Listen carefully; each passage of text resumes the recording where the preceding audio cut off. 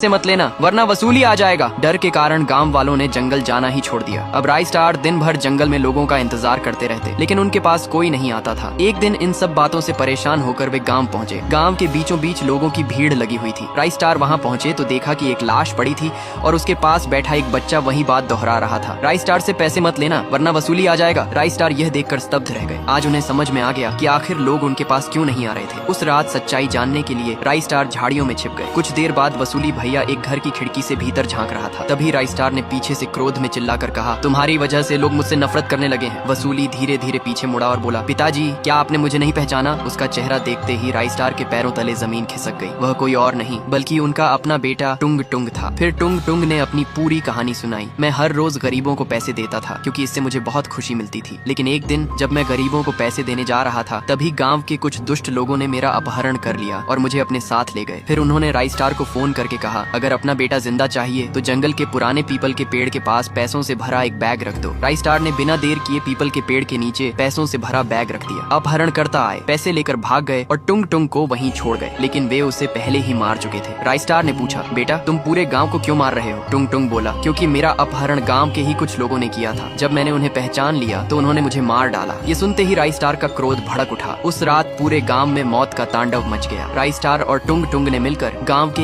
एक एक घर में घुसकर लोगों की हत्या कर दी। इस तरह राय स्टार ने अपने बेटे की मौत का बदला ले लिया।